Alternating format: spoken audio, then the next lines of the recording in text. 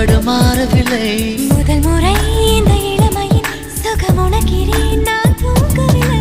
குடையோடு நான் போனேன், வழியினில் ஏனோ நனைகின்றேன். கடிகாரம் இருந்தாலும் காலடி சத்தத்தில் மணி பார்த்தேன். தனிமைக்கு தனிமைகள் நீ வந்து கொடுத்தாய். விழியில் வந்து விழுந்தேன் அந்த நொடியில்.